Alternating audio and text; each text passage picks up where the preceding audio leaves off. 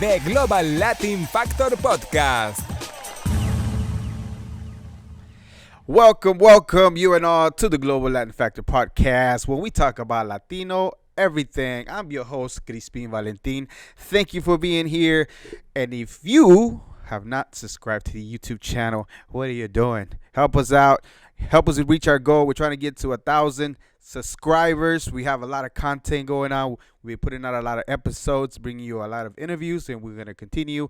But it helps to get to the next step when we get subscribers. So like the page, hit the bell, get ready, set a reminder for the ones that already did. We truly do appreciate you. We are able still to read your comments, let us know what we doing, how we doing, and different things like that. So thank you very much for subscribing to the channel, and we're going to continue to do this just for you so we can bring you more Latino content, more people, culture, different things, entrepreneurs locally and differently. We have some things lined up for you, and you will see what we have if you subscribe and stay tuned. So thank you. Now, before we get started with this Latino, we want to first make a correction from one of our last episodes we did about Julieta Venegas, that she has a twin. There's like an identical twin. And I said that she was on the video. Her twin was on one of the videos, Eres Para Mí, but that's not correct. Diego, the YouTube user Diego, actually said it was lento, and I did double check, and it was lento. So there you go. Don't say we don't.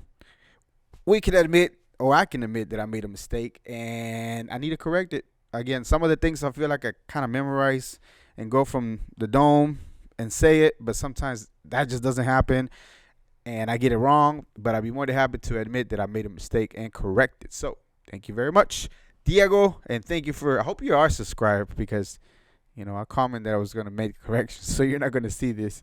I hope you do.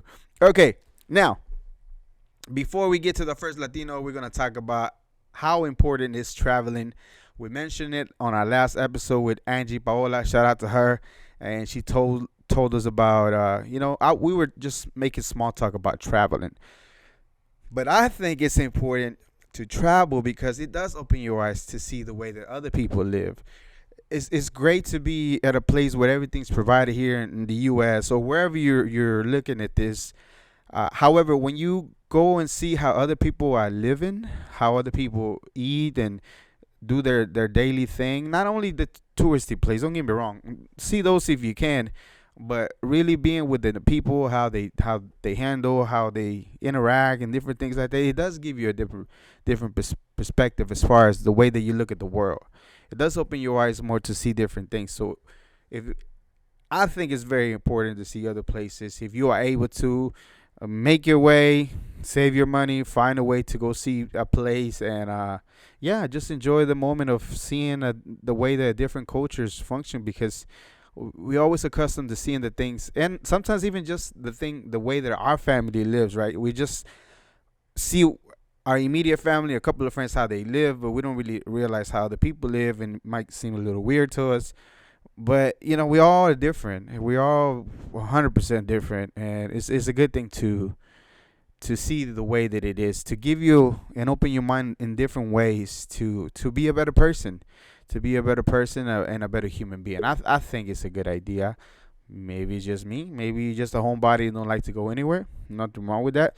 But I think your perspective when you're in that place compared to if you were out and about in another country, then I can almost guarantee it'll be like way different. So I recommend you traveling. Get out there. Okay, so we're going to do our Latina. This one is very interesting. Some of you might recognize some of the things I'm talking about, and it's going to be very interesting. Even the next Latino after that, they're connected somehow, and you're going to see if you stay tuned in how they are connected. We have Gloria Estefan, born Gloria Maria Milagros Fajardo Garcia. Yeah, typical Latino name, very long. September 1st, 1957, is a Cuban-American singer, songwriter, actress, businesswoman. She started her career as a lead singer for the group Miami Latin Boys, which later became Miami Sound Machine. Now, the machine part was because of the label. That's the reason why they went with the machine. Now, guess when she joined the group? Right after high school, back in 1975. Back in 1975, she embarked her music career fully with the band, and that's when she really started getting into her roots of Latino when shortly after high school. And that's how she started experiencing different things. Now, she experienced worldwide success with the song Conga. So a lot of you might remember it's an older song, 1985, but that's what got Gloria Estefan her signature sound as far as the Miami Sound Machine. And they even won what's called the Grand Prix in the 15th in Tokyo Music Festival in 1986. In the middle of 1988, she and the band also won the #1 song for Anything for You. First #1 hit was Anything for You for them.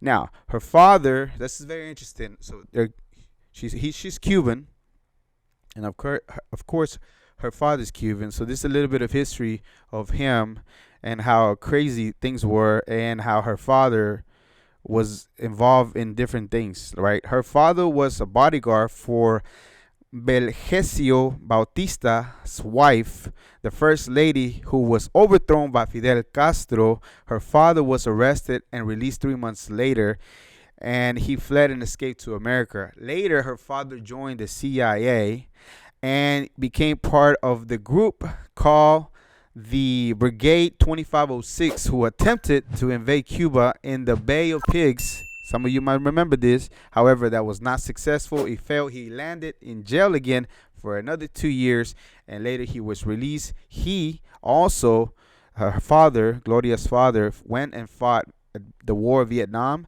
and was exposed to Agent Orange. So Agent Orange is it's a gas that they use in the war and caused different things, and for him it led him to have a muscular scoliosis.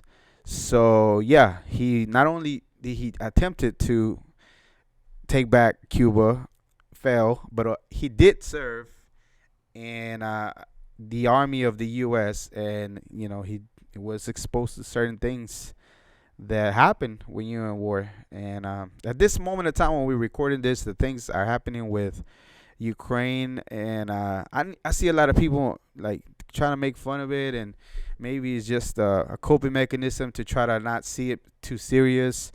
But war is a terrible thing that we have such a thing in 2022. It really is. I get it that it's fun to make and lighthearted of it, but people's life, even if it's one, they're gonna lose their life, and it's not a good thing, especially where it really doesn't make any sense, and for somebody's ego to try to take back something that doesn't really belong to them. Then I mean, again, to each their own, but I just don't feel like it's a nice thing to do to make fun of this, because people's lives are going to lose regardless if it's just one is too many on something that makes no sense. And I don't know which ones are right, because there's so many media outlets pushing this, pushing that. I just think regardless of anything, war itself is senseless in the day and age that we live. And I hope everything turns out for the best over there, and best of wishes to make sure that this is resolved quickly, and that it doesn't lead to more, and then we could just be here. We already have too many things going on. Okay, so in March 1990, Estefan had a severe accident on her tour bus. She made a comeback in 1991, and some of you might remember on the news when you heard that she had a bad accident, but she was able to survive. And in March 1991, she made a new world tour and an album called Into the Light.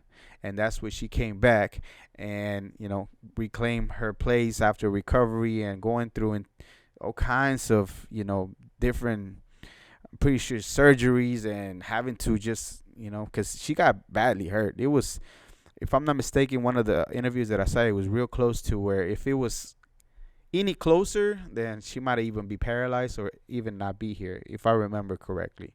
So it's crazy that she came back and make a full comeback. And some of you, again, remember this from the news. Now, in 1993, Spanish language album Mi Tierra was released and won the first of 3 Grammys for the best tropical album. It was the first number one on the Billboard's top Latin album charts and established when it was released. It was also the first diamond album in Spain. If you know about record sales, there's platinum, there's gold, there's platinum, and then there's diamond.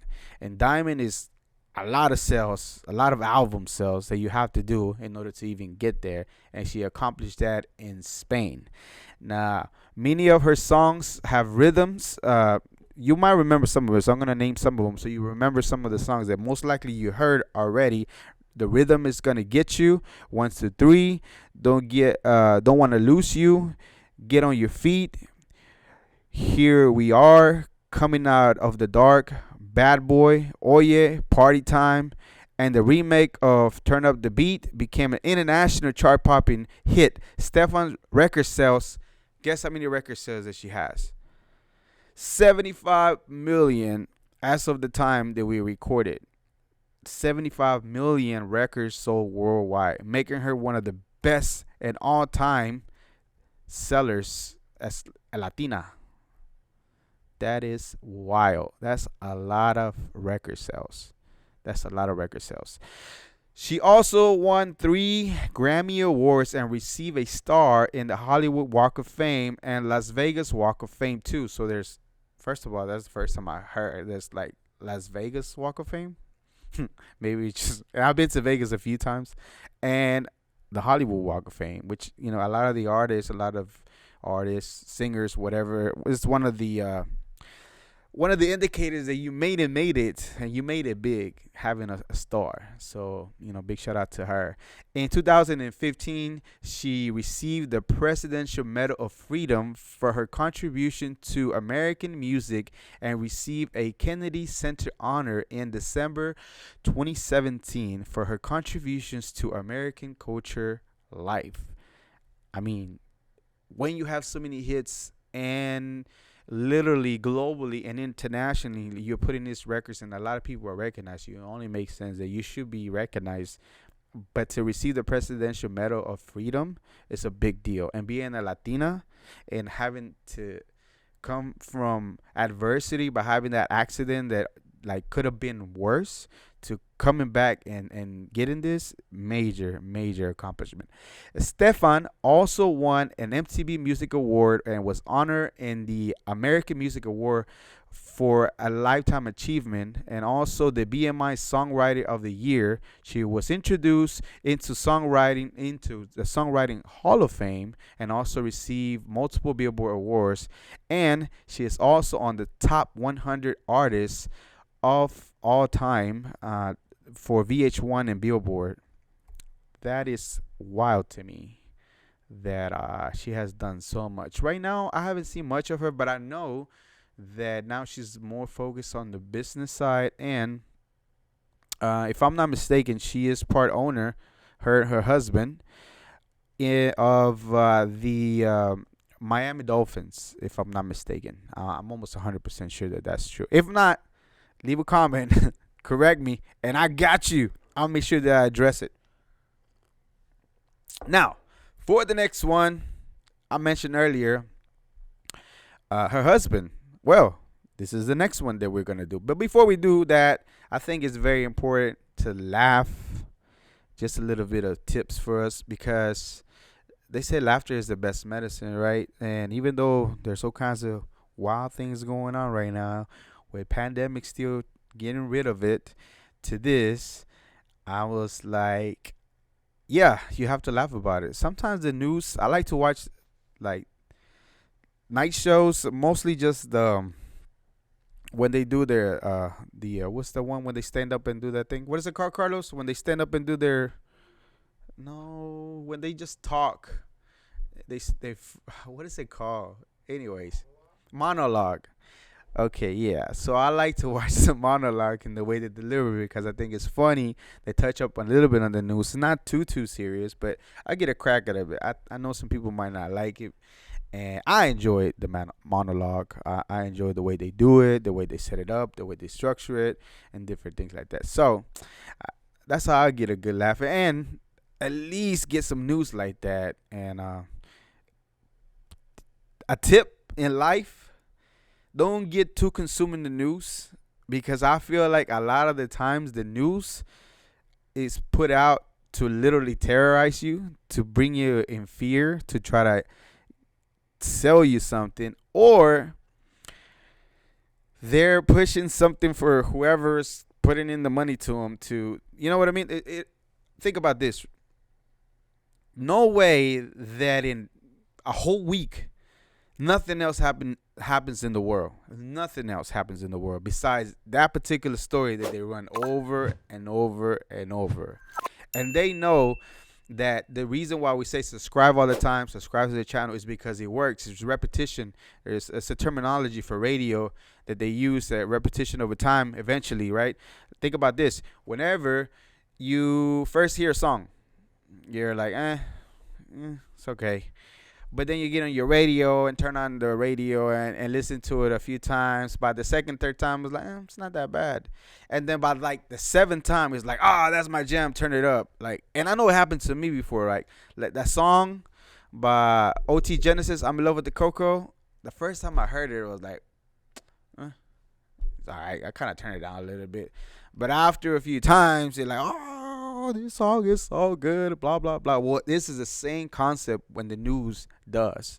And when you constantly just bombarded and just locked in all the time, and it's not good. It's not good. And it's going to make you feel a certain way. Sounds crazy, but all the stuff you're taking in, it makes you feel a certain way. So get informed, but don't get consumed and feel in terror. It is a beautiful world still. Even though everything that's going on, it's still an amazing place that we live. So don't get terrorized. Get informed, but get whatever you need to and get out of there. And don't start off your day with the news. First of all, that's just, they never report good news. It's hardly ever the case that they report good news. It's always the worst of the worst, and it's by design. So I wouldn't recommend to watch the news. I would, first of all, it is recommended not to get on your phone like at least 45 minutes to an hour before you. I'm not a practicer there. I'm not going to lie. But at the same time, it makes sense because you start connecting with everything and just detaching yourself from reality, kind of. But at the same time, minimum, don't go into the news if you're going to get in your phone. Just let it be. Get informed, find out what's going on, and find a few other sources, not on the same network that you watch, and realize that a few networks run completely opposites, and we live in the same place. How is that possible that they run in completely opposite stories? One is pro something, the other one's against something. In here, it doesn't make sense to me at least. Okay, we're going to go ahead and move on to our next Latino. As I mentioned, this is Emilio Estefan, and Emilio Estefan Gomez was born in March in 1953. It's a Cuban-American musician, author, producer. Estefan has won 19 Grammy Awards. He first came to prominence in music with Miami Sound Machine. Now, does it sound familiar now? Miami Sound Machine. Gloria Estefan was part of Miami Sound Machine. You know what I mean? Okay, so he had to leave Cuba because in Cuba, at the time that he was there, at the age of 15, they were going to put you in the military. So at the age of 14, him and his dad fled the country, went to Spain, and stayed there. And one of the interviews that I saw as a kid, he said he almost even went homeless at one time. That's how bad they was struggling, homeless. And he used to even play at restaurants for tips.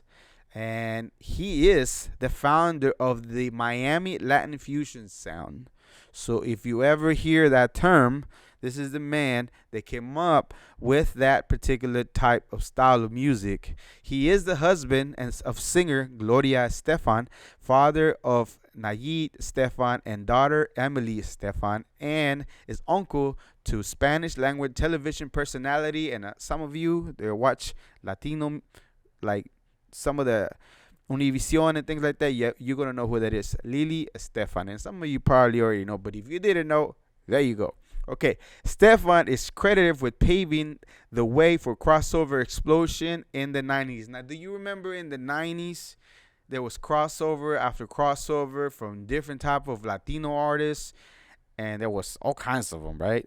So he is the one that is credited for bringing in the 90s all these Latinos to cross over and start doing not only Spanish music, but move over into English and start getting the Latinos involved in the mainstream radio. Okay, so he brought, of course, his wife, one of the main ones, and then of course you have Ricky Martin, Jennifer Lopez, Shakira, Mark Anthony, and all those you remember because in the 90s you couldn't get away from some of those great songs that they were making, and some of those artists are still very much relevant nowadays till this day. Now, fun fact about him, he used to play the accordion to pay for school. Now, if you think about it, he almost went homeless, and he used to play to get food, and he used to even pay for school. So everything that he has as far as money and all that, it just makes a lot of sense that he was going to be in that place for the same reason that he wasn't going to take no for an answer. He wasn't going to be suppressed by everything that was going on, because he could easily throw the towel in, right? It's like, nope, I'm tapped out. I can't. I'm going to be homeless for a little while, and that's that. Like, nope, that's not going to be the case. To now being, I don't know how much he's worth, but I'm pretty sure it's in the millions, especially if you own a team or part owner of a team, then you have to have quite a bit of money. So that's wild. Stefan received the BMI Songwriter of the Year in 2005 and also has a star in the Hollywood Walk of Fame. He also has received the Sammy Cahn Lifetime Achievement Award by the Songwriters Hall of Fame. He also received a Presidential Medal of Freedom, and that was in 2005 by President Barack Obama. He's the one that put it. If you don't know what the Presidential Medal of Freedom, it is the nation's highest civilian honor that someone can get. So I mentioned earlier, his wife got one, he got one too. But if you don't know what that is, it's like this is the highest thing that you can get from the nation as a civilian, and he has one. Yes, he does. So there you have it. So these are two amazing Latinos. They are, you know how people say couples goals and blah, blah, blah, things like that. To each their own, by the way. It's not my thing. But like, there's really like, I haven't seen a meme about them two. This would be like the real power couple. And like, don't get me wrong, they still go through things, of course, dealing with the media and different things like that. And if I'm not mistaken, they had one of their daughters. They had I don't want to get it wrong, but amongst the family, there's things that happen that they have to overcome, just like every other family. They're not very different from us, and every family pretty much goes through different things. One time when I was at a job, one of our coworkers, she's like, my family is it's not normal. I mean, and I was like, and she was telling me about the things that were happening. I'm like, well, like, what is normal in a family? You know what I mean? There's everything. There's really not. If you are normal per se, quote unquote, then like there's like something going on there, because that's not how it happens. Everybody has little different things within the family, and that's perfectly fine, because It's too many people, too many beliefs, even within families, that you'll see different things. So abnormal is the normal per se in families. That's what we are. That's what we do. It's just part of life. So alrighty, so this was another episode for the Global Latin Factor podcast. Remember, we are just like you. We are the spice in this melting pot that it is the world. Until the next episode.